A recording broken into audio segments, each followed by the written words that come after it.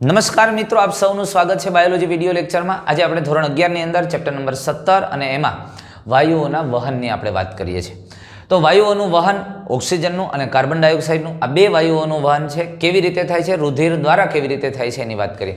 આપણે આગલા લેક્ચરની અંદર વિડીયોમાં જોઈ ગયા કે સામાન્ય રીતે આ વાયુકોષ્ઠ છે, વાયુકોષ્ઠમાંથી ઓક્સિજન છે એ ઓક્સિજન રુધિરમાં આવે છે। હવે આ રુધિરમાં કેવી રીતે ઓક્સિજનનું વહન થાય અને રુધિર દ્વારા આ ઓક્સિજન પેશી કોષો સુધી અથવા તો પેશી સુધી કેવી રીતે પહોંચે છે, રુધિરનું કયું ઘટક ઓક્સિજન અને આ પેશીએથી કાર્બન ડાયોક્સાઇડ છે, કાર્બન ડાયોક્સાઇડને વાયુકોષ્ઠ સુધી લઈ આવે છે, આવી કેટલીક આપણે વાત કરવી છે। એટલે વાયુઓનું વહન, ટ્રાન્સપોર્ટ ઓફ ગેસીસ આપણે વાત કરવી છે। તો O2 અને CO2ના વહન માટે રુધિર એક માધ્યમ છે। જો વાયુકોષ્ઠથી આપણે પેશીએ ઓક્સિજન પહોંચાડવો છે, પણ વાયુકોષ્ઠ દ્વારા સીધો પેશીએ ન પહોંચે, એટલે એને કોના દ્વારા લઈ જઈએ છીએ? રુધિર દ્વારા। રુધિર છે એ રુધિર ઓક્સિજનને કોષો સુધી લઈ જાય અને ત્યાં સર્જાયેલો કાર્બન ડાયોક્સાઇડ પાછો અહીંયા લઈ આવે। એટલે આ રુધિર બહુ મોટું કામ કરે, રેકડીવાળા જેવું કામ, શેરીએ શેરીએ ગલીએ ગલીએ જાય, ઓક્સિજન લઈ લ્યો, ઓક્સિજન કાર્બન ડાયોક્સાઇડ પાછો લઈ આવે, બે કામ કરે છે। તો લગભગ 97% ઓક્સિજન, જોજો 97% ઓક્સિજન રુધિરમાંના રક્તકણ દ્વારા વહન થાય। એટલે રુધિરમાં કોણ ઓક્સિજનનું વહન કરે છે? તો એક અગત્યની વાત આપણી સામે આવી, રક્તકણ 97% ઓક્સિજનનું વહન કરે છે। તો હવે કે 3% વધ્યો તો એ 3% રુધિર રસ દ્વારા વહન થતું હોય, તો બાકીનો 3% ઓક્સિજન રુધિર રસ દ્વારા વહન પામે છે। એવી જ રીતે કાર્બન ડાયોક્સાઇડ આશરે 20 થી 25% કાર્બન ડાયોક્સાઇડ રક્તકણ દ્વારા વહન થાય। એટલે તમે સમજી લો 20 થી 25% CO2નું વહન RBC દ્વારા થાય, રક્તકણ દ્વારા થાય છે, અને લગભગ 70% બાયકાર્બોનેટ સ્વરૂપે વહન થાય છે। બાયકાર્બોનેટ આયન સ્વરૂપે કાર્બન ડાયોક્સાઇડનું 70% વહન થાય છે, અને 7% જેવું કાર્બન ડાયોક્સાઇડ રુધિર રસ દ્વારા દ્રાવ્ય સ્વરૂપે થાય, રુધિર રસ દ્વારા થાય છે। તો આમ O2 અને CO2નું વહન રુધિર દ્વારા થાય છે। એટલે કે અહીંયા એક સમજી લો, વાયુકોષ્ઠથી પેશી સુધી O2 અને CO2ના વહનમાં મોટો ફાળો રુધિરનો છે, અને રુધિરમાં વાયુકોષ્ઠથી ઓક્સિજનને પેશી સુધી લઈ જાય છે, એમાં મોટો ફાળો રક્તકણનો છે। 97% ઓક્સિજન રક્તકણ દ્વારા જાય, RBC દ્વારા જાય, 3% રુધિર રસ દ્વારા જાય। પણ પેશી કોષોમાંથી કાર્બન ડાયોક્સાઇડ છે એમાં 70% કાર્બન ડાયોક્સાઇડ બાયકાર્બોનેટ સ્વરૂપે અને 20 થી 25% કાર્બન ડાયોક્સાઇડ છે રક્તકણ દ્વારા વહન પામે છે, હિમોગ્લોબિન સાથે જોડાઈને, અને 7% કાર્બન ડાયોક્સાઇડ છે એ રુધિર રસમાં દ્રાવ્ય સ્વરૂપે વહન પામે છે। તો હવે એમાં સૌથી પહેલાં આપણે ઓક્સિજનના વહનની વાત કરીએ, ઓક્સિજન વાયુ છે એના વહનની વાત કરીએ છીએ। તો ઓક્સિજનનું વહન કેવી રીતે થાય? Transport of oxygen. તો રક્તકણની અંદર આપણે કહીએ છીએ કે ઓક્સિજનનું વહન થાય, રક્તકણ દ્વારા ઓક્સિજનનું વહન થાય છે। તો રક્તકણ દ્વારા ઓક્સિજનનું વહન કેવી રીતે? રક્તકણમાં એવું શું છે ભાઈ? અરે ભાઈ, રક્તકણની અંદર એક વિશિષ્ટ બાબત છે, જે લાલ રંગનું શ્વસનરંજક દ્રવ્ય હિમોગ્લોબિન, અને આ શ્વસનરંજક દ્રવ્ય હિમોગ્લોબિન છે જે ઓક્સિજનના વહન સાથે સંકળાય છે। આ હિમોગ્લોબિન ઓક્સિજન સાથે પ્રતિવર્તી રીતે જોડાય છે, એટલે કે એ હિમોગ્લોબિન ઓક્સિજન સાથે જોડાય અને ઓક્સી હિમોગ્લોબિનિક એસિડ બને, અને એ પાછું છૂટું પડી જાય અને પાછું હિમોગ્લોબિન મુક્ત પણ થાય છે। એટલે પ્રતિવર્તી રીતે, રિવર્સિબલ રીતે હિમોગ્લોબિન સાથે જોડાઈને ઓક્સી હિમોગ્લોબિન બનાવે છે। તો દરેક હિમોગ્લોબિન અણુમાં વધુમાં વધુ 4 ઓક્સિજનના અણુઓનું વહન થાય। કેમ ભાઈ? આપણને ખબર છે હિમોગ્લોબિન છે એ 4 પોલીપેપ્ટાઇડ શૃંખલાનું બનેલું, એટલે એમાં 4 પોર્ફાયરિન ચક્ર છે, એટલે આવા 4 પેટા સંયોજનો આવેલા છે। આ ખાસ ધ્યાનમાં દે, હિમોગ્લોબિનના એક અણુમાં 4 આવા પેટા અણુઓ આવેલા છે, અને જે દરેક પેટા અણુ એક Fe2+ ધરાવે છે। તો દરેક Fe2+ સાથે એક ઓક્સિજનનો અણુ જોડાઈ શકે, એટલે હિમોગ્લોબિનના એક અણુમાં 4 ઓક્સિજનના અણુ જોડાઈ શકે। એટલે તમે આને આવું કહી શકશો, હિમોગ્લોબિનનો એક અણુ અને એની સાથે આ હિમોગ્લોબિનના એક અણુ સાથે 4 ઓક્સિજનના અણુ જોડાય, અને એટલે અહીંયા Hb આ 4O2 થાય, 4 ઓક્સિજનના અણુ. આમ આપણે એની રીતે નહીં લખી શકીએ, આ કોઈ રાસાયણિક રિએક્શન નથી, આપણે તો એવું કહી શકીએ કે એક હિમોગ્લોબિન સાથે 4 ઓક્સિજનના અણુ જોડાયેલા છે। ખ્યાલ આવે છે તમને? આ કોઈ રિએક્શન નથી, એટલે આપણે અહીં વચ્ચે 4 આવી રીતે લખ્યું, પણ એ હિમોગ્લોબિનના એક અણુ સાથે 4 ઓક્સિજન જોડાય એનું કારણ એ છે કે હિમોગ્લોબિનના બંધારણમાં 2 આલ્ફા શૃંખલા અને 2 બીટા શૃંખલા હોય, અને દરેક શૃંખલા સાથે એક Fe નો અણુ જોડાયેલો હોય, અને એક Fe સાથે એક O2 જોડાઈ શકે છે। એટલે હિમોગ્લોબિનનું એક અણુ ઓક્સિજનના 4 અણુનું વહન કરી શકે છે। સમજાણી વાત તમને? તો ઓક્સિજનનું હિમોગ્લોબિન સાથેનું જોડાણ એ પ્રાથમિક રીતે આંશિક દબાણને આભારી છે. ખૂબ મહત્વની વાત છે. હિમોગ્લોબિન સાથે ઓક્સિજન જોડાય છે એ કોને લઈને જોડાય છે? આંશિક દબાણને લઈને. હવે એક આ બાબતને જરા સમજી લેજો. આ હિમોગ્લોબિનનો એક અણુ છે, અથવા તો અહીંયા હિમોગ્લોબિન છે, અને અહીંયા જે ઓક્સિજન છે એ હવામાં ઓક્સિજનનું આંશિક દબાણ માનો કે 100 mmHg છે. તો આ ઓક્સિજન હિમોગ્લોબિન સાથે ખૂબ ઝડપથી જોડાશે. બીજી એક સ્થિતિ છે, અને આ બીજી એક સ્થિતિની અંદર તમે સમજો કે અહીંયા જે હિમોગ્લોબિન છે અને એની આસપાસ જે ઓક્સિજન, અહીંયા હવામાં ઓક્સિજનનું દબાણ 50 mmHg છે. તો અહીંયા ઓક્સિજન બહુ ઝડપથી નહીં જોડાય. અહીંયા ઓક્સિજન ખૂબ ઝડપથી નથી જોડાતા. એટલે હિમોગ્લોબિન ઓક્સિજન સાથે જોડાય છે, તો હિમોગ્લોબિનની ઓક્સિજન સાથે જોડાણ ઉપર ખૂબ મહત્વની અસર કરે છે આંશિક દબાણ. એટલે અહીંયા હિમોગ્લોબિન અને ઓક્સિજન વચ્ચેનું જે જોડાણ છે એ આંશિક દબાણ પર આધારિત છે, આંશિક દબાણને આભારી છે. ખૂબ સમજવા જેવી વાત છે. એટલે એનો મતલબ એવો થયો કે જો આંશિક દબાણ જેટલું ઓક્સિજનનું વધુ એટલું હિમોગ્લોબિનનું ઓક્સિજન સાથે જોડાવાની ક્ષમતા વધુ. સમજાણી તમને વાત? એટલે એક સ્થિતિ એવી છે કે એ આ સ્થિતિની અંદર અહીંયા તમે સમજી લો, આ હવાની અંદર ઓક્સિજન એટલે કે PO2 અહીંયા 90 mmHg છે, અને બીજી જગ્યાએ એક એવી છે કે જ્યાં PO2 60 mmHg છે. તો અહીંયા આ હિમોગ્લોબિન સાથે જોડાણ ક્ષમતા એની વધારે હશે, અને અહીંયા હિમોગ્લોબિન સાથેની જોડાણ ક્ષમતા થોડી ઓછી હશે. એટલે હિમોગ્લોબિનની ઓક્સિજન સાથેની જોડાણ ક્ષમતા માટે પ્રાથમિક રીતે ઓક્સિજનનું આંશિક દબાણ પણ અસર કરે છે. એટલે હિમોગ્લોબિનની ઓક્સિજન સાથેની જોડાણ ક્ષમતાઓ ઉપર આપણે આ વાત કરી ગયા. પછી આ ઉપરાંત હજુ અન્ય કેટલાક પરિબળો છે કે હિમોગ્લોબિનની ઓક્સિજન સાથેની જોડાણ ક્ષમતા પર અસર કરે છે. એટલે હિમોગ્લોબિનની O2 સાથેની જોડાણ ક્ષમતા પર અસર કરે છે. આવા અન્ય પરિબળો ક્યાં છે? તો જુઓ ભાઈ, પહેલું પરિબળ એક તો થયું PO2. આ સિવાયનું પરિબળ છે PCO2. અરે કાર્બન ડાયોક્સાઇડનું આંશિક દબાણ પણ હિમોગ્લોબિનની ઓક્સિજન સાથેની જોડાણ ક્ષમતા ઉપર અસર કરે છે. જો કાર્બન ડાયોક્સાઇડનું આંશિક દબાણ વધારે હોય તો હિમોગ્લોબિનની જોડાણ ક્ષમતા ઘટે અને હિમોગ્લોબિન છે એ ઓક્સિજનથી છૂટો પડે. એવી જ રીતે અસર કરે છે હાઇડ્રોજનની H+ની સાંદ્રતા. H+ની સાંદ્રતા એટલે આપણે ટૂંકમાં કહી શકીએ pH. એની પણ હિમોગ્લોબિનની જોડાણ ક્ષમતા ઉપર અસર થાય. અને આ ઉપરાંત બીજું એક પરિબળ અસર કરે તાપમાન.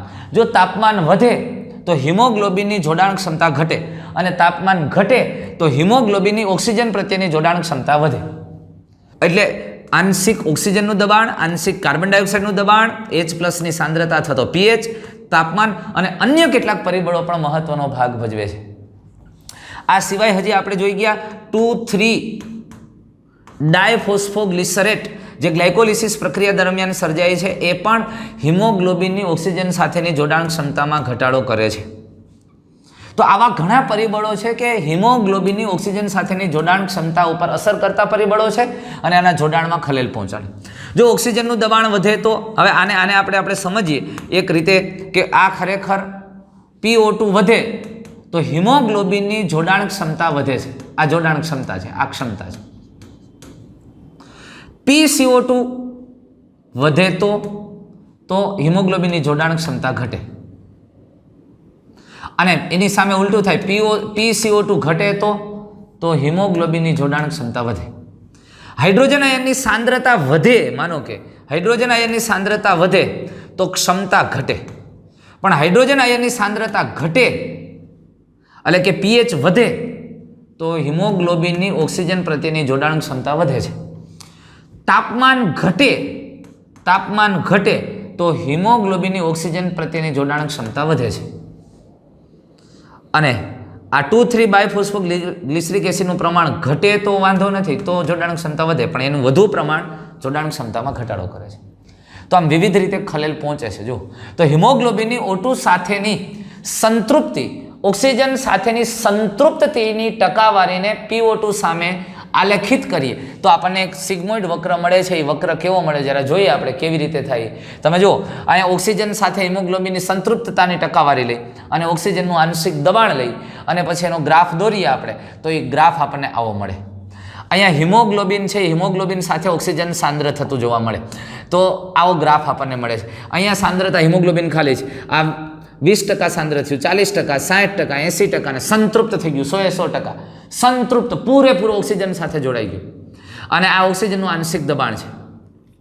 તો તમે જુઓ, આ સામાન્ય રીતે 20 mmHg આંશિક દબાણ હોય ત્યારે હિમોગ્લોબિનની સંતૃપ્તતા 30% જેવી થાય છે. સમજાણું તમને? તો ખરેખર હવે P50 એટલે શું તમે સમજો. P50 કોને કહેવાય? તો P50 એટલે હિમોગ્લોબિન છે, હિમોગ્લોબિન, આ હિમોગ્લોબિનની ઓક્સિજન સાથે જોડાઈ 50% સાંદ્રતાએ દબાણ, આંશિક દબાણ શું છે? તો તમે સમજો, અહીંયા હિમોગ્લોબિન છે એ 50% સાંદ્ર કહેવાય, ત્યારે ઓક્સિજનનું આંશિક દબાણ કેટલું છે કે 30ની આસપાસ છે.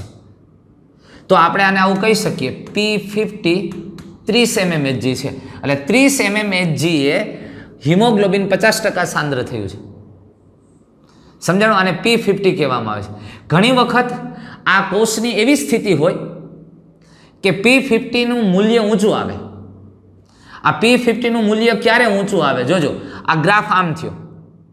હિમોગ્લોબિનની જોડાણ ક્ષમતામાં ઘટાડો કરે છે કોણ? તાપમાનની માત્રા, હાઇડ્રોજનની સાંદ્રતા, કાર્બન ડાયોક્સાઇડનું આંશિક દબાણ. એટલે આમાં હિમોગ્લોબિનની જોડાણ ક્ષમતા ઘટે એટલે ગ્રાફ આવો થાય ઘણી વખત. અહીંયા ઓક્સિજનની આંશિક દબાણ ઊંચું હોવા છતાં પણ આપણને સામાન્ય રીતે હિમોગ્લોબિનની સંતૃપ્તતા ઓછી જોવા મળે. તો P50 ક્યાં આવ્યું? અહીંયા આવ્યું.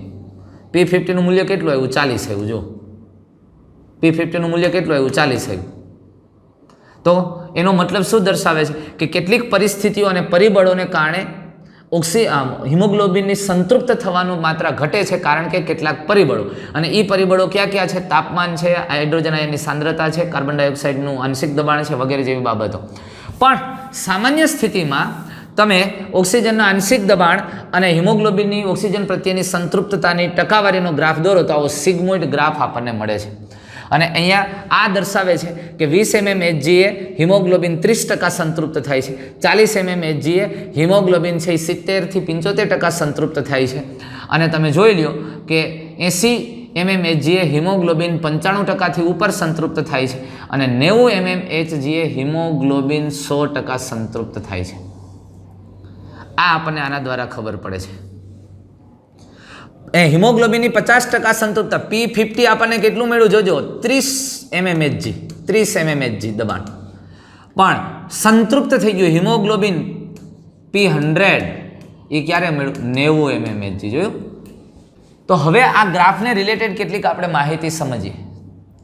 તો આ વક્રને ઓક્સિજન વિયોજન વક્ર કહેવામાં પણ આવે છે. ઓક્સિજન વિયોજન વક્ર હિમોગ્લોબિનના O2 સાથેના જોડાણને પ્રભાવિત કરતા PCO2, H+ની સાંદ્રતા વગેરે જેવા પરિબળના અસરના અભ્યાસમાં ખૂબ જ ઉપયોગી છે. હવે આ તમને સામાન્ય સ્થિતિમાં ગ્રાફ આવો મળે છે, ઓક્સિજન વિયોજન વક્ર. જોજો, હવે જો આ પરિસ્થિતિમાં અહીંયા આપણે ઓક્સિજનનું દબાણ લઈએ છીએ, અહીંયા હાઇડ્રોજન હિમોગ્લોબિનની સંતૃપ્ત ટકાવારી લઈએ છીએ. હવે આ સામાન્ય સ્થિતિમાં છે, પણ જો હું અહીંયા PCO2 વધારું તો આ ગ્રાફ કેવો મળશે ભાઈ આપણને? તો આ ગ્રાફ કંઈક બદલશે, આમ થવા મળશે.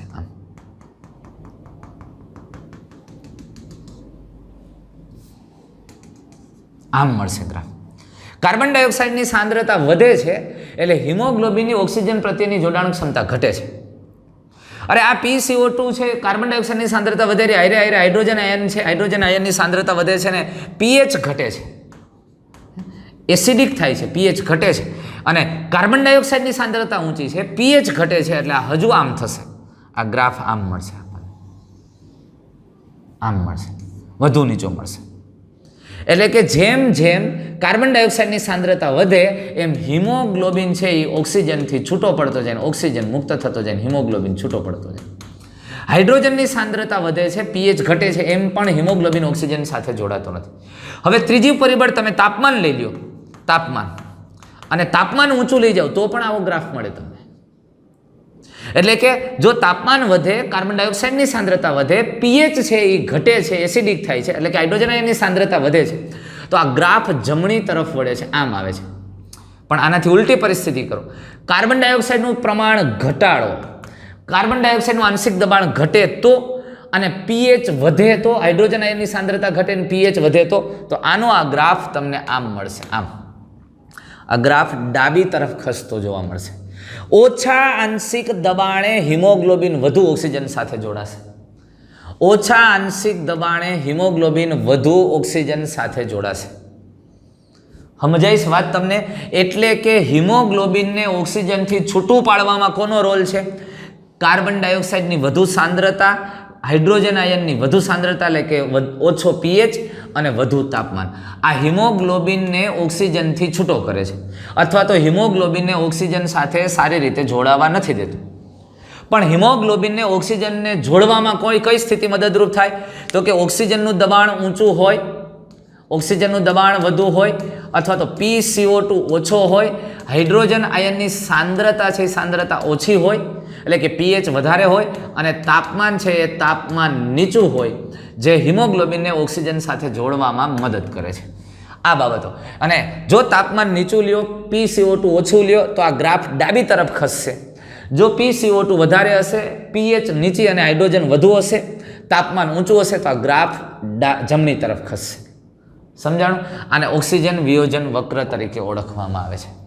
તો વાયુ કોષ્ઠમાં ઊંચું PO2 અને નીચું PCO2, ઓછા H+ ની સાંદ્રતા અને નીચું તાપમાન જેવા પરિબળો ઓક્સી હિમોગ્લોબિન બનાવવા સાનુકૂલિત કરે છે. ખૂબ સમજવા જેવી વાત આવી દોસ્તો, ખૂબ સમજવા જેવી વાત આવી. અહીંયા આપણને કીધું કે વાયુ કોષ્ઠમાં PO2 ઊંચું જુઓ 104 mmHg, નીચું PCO2 40 mmHg, હાઇડ્રોજનની ઓછી સાંદ્રતા અને નીચું તાપમાન. વાયુ કોષ્ઠની અંદર તાપમાન નીચું છે, એટલે કે આમ તો નોર્મલ છે, ઊંચું PO2 છે, નીચું PCO2 છે, હાઇડ્રોજનની સાંદ્રતા ઓછી છે. આ બધી પરિસ્થિતિઓ ઓક્સી હિમોગ્લોબિન બનાવવા માટે સાનુકૂળતા કરે છે. જ્યારે પેશીઓમાં જાઓ તો ત્યાં PO2 ઓછું છે, પેશી કોષોની અંદર PO2 40 mmHg, PCO2 વધુ છે 45 mmHg, હાઇડ્રોજન આયનની સાંદ્રતા પણ ત્યાં વધુ છે, કાર્બન ડાયોક્સાઇડ વધારે છે, અને ઊંચા તાપમાન, કારણ કે અહીંયા ચયાપચયની પ્રક્રિયા કોષ સ્તરે થાય છે. અંશત આંશિક ફેરફાર છે વાયુ કોષની સપાટી અને પેશી કોષો પાસે, અને અહીંયા તાપમાનની ઊંચી સ્થિતિ છે. અને આ સ્થિતિ ઓક્સી હિમોગ્લોબિનમાંથી ઓક્સિજનને વિયોજન કરવામાં મદદરૂપ. એટલે જો અહીંયા આ બધી પરિસ્થિતિઓ, આ જે સ્થિતિઓ છે, આ સ્થિતિઓ ઓક્સિજન અને હિમોગ્લોબિનને ભેગો કરી અને આ બનાવવા માટે મદદરૂપ થાય, ઓક્સી હિમોગ્લોબિન માટે. અને આ બધી પરિસ્થિતિઓ, આ નીચેની બધી પરિસ્થિતિઓ છે, આમાંથી એને છૂટા પાડવામાં મદદરૂપ થાય છે. અને એટલે અહીંયા વાયુકોષ્ઠ સપાટીએ હિમોગ્લોબિન સાથે ઓક્સિજન જોડાઈને રુધિર દ્વારા વહન પામે, અને પેશી કોષો પાછળ એ જ પાછો હિમોગ્લોબિન ઓક્સિજન મુક્ત કરે છે. કારણ કે આ બધી બાબતો, આ પરિસ્થિતિઓ એમાં મદદરૂપ થાય છે. તો આ સ્પષ્ટ રીતે દર્શાવે છે કે ઓક્સિજન હિમોગ્લોબિન સાથે ફેફસાની સપાટીએ જોડાય અને પેશીઓમાં વિયોજન પામે. આ તો ક્લિયર બાબત થઈ ગઈ આપણે જે વાત કરી એના આધારે. તો દેહ ધાર્મિક પરિસ્થિતિમાં દર 100 ml ઓક્સિજનયુક્ત રુધિર આશરે 5 ml O2 પેશીઓને પહોંચાડે છે. સમજવા જેવી વાત અહીંયા પાછી, દેહ ધાર્મિક પરિસ્થિતિમાં દર 100 ml બ્લડ, 100 ml રુધિર આ 5 ml ઓક્સિજન છે એ ઓક્સિજન પેશીઓમાં પહોંચાડે છે, પેશીઓમાં પહોંચાડે. પણ ખરેખર છે આવું? આપણને ખબર, આમાં 1 ગ્રામ હિમોગ્લોબિન 1.34 ml O2 નું વહન કરે. 1 ગ્રામ હિમોગ્લોબિન આટલો ઓક્સિજન લઈ જાય તો 100 ml રુધિર, 100 ml રુધિરમાં લગભગ 15 ગ્રામ જેટલું, એટલે આમ તો 12 થી 15 ગ્રામ જેટલું હિમોગ્લોબિન હોય, તો 100 ml રુધિર લગભગ કેટલું ઓક્સિજનનું વહન કરે? 20 ml ઓક્સિજનનું વહન કરે, O2 નું વહન કરે. હવે સામાન્ય પરિસ્થિતિમાં 20 ml ઓક્સિજનયુક્ત રુધિરમાં કોષો સુધી જાય. એ 20 ml માંથી 5 ml, આ 5 ml O2 છે ને એ કોષોને આપે, અને એમાંથી જે 15 ml વધ્યું ને એ 15 ml ઓક્સિજન પાછું આવે. સમજાય છે આ વસ્તુ? સામાન્ય પરિસ્થિતિમાં 100 ml રુધિર 20 ml ઓક્સિજનનું વહન કરે છે, એમાંથી 5 ml ઓક્સિજન કોષોમાં જાય અને 15 ml ઓક્સિજન પાછું આવે છે. પણ ઝડપી શ્વાસોચ્છ્વાસની ક્રિયા થતી હોય અને ખૂબ ઓક્સિજનની જરૂરિયાત હોય ત્યારે એ 5 ml કોષોમાં 15 ml ઓક્સિજન 15 ml ઓક્સિજન કોષોમાં જાય અને 5 ml પાછું આવે. એટલે કે ઝડપી શ્વાસોચ્છ્વાસની ક્રિયા દરમિયાન 100 ml રુધિર દ્વારા 15 ml ઓક્સિજનનું વહન થાય. સામાન્ય શ્વાસોચ્છ્વાસની ક્રિયા દરમિયાન 100 ml રુધિર દ્વારા માત્ર 5 ml ઓક્સિજન કોષોને મળે છે. એ જ 100 ml રુધિર દ્વારા જ્યારે ઝડપી શ્વાસોચ્છ્વાસ થાય ત્યારે 15 ml ઓક્સિજન કોષોને પહોંચાડવામાં આવે છે. આ રીતે ઓક્સિજનનું પેશી કોષો સુધી વહન થાય. એટલે રુધિર દ્વારા ઓક્સિજન છે એ હિમોગ્લોબિન સાથે જોડાઈને 97% ઓક્સિજન વહન પામે છે હિમોગ્લોબિન સાથે જોડાઈને. પણ હિમોગ્લોબિન સાથે ઓક્સિજન જોડાવા માટેની બાબતો હિમોગ્લોબિનની ઓક્સિજન પ્રત્યેની જોડાણ ક્ષમતા ઉપર અસર કરતા પરિબળો આપણે જોઈએ. અને શ્વસન સપાટી એટલે કે વાયુકોષ સપાટી અને પેશી કોષો સપાટી પાસે બે અલગ અલગ પરિબળો છે અને પરિણામે એક જગ્યાએ હિમોગ્લોબિન સાથે ઓક્સિજન જોડાય છે અને પેશી કોષો પાસે આ ઓક્સિજન છૂટું પડે છે. બરોબર. તો આમ શ્વસનની પ્રક્રિયામાં પહેલાં આપણે શ્વાસોચ્છ્વાસની વાત કરી. શ્વાસ દ્વારા હવા ફેફસામાં, ઉચ્છ્વાસ દ્વારા ફેફસાની હવા બહાર.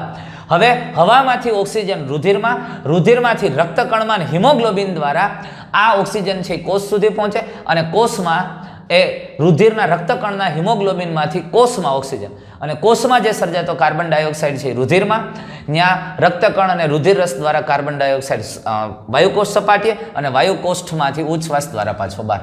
તો આમ પ્રક્રિયાઓ સતત ચાલતી રહે છે. આ શ્વસન વાયુના વહનની આપણે વાત કરી મિત્રો.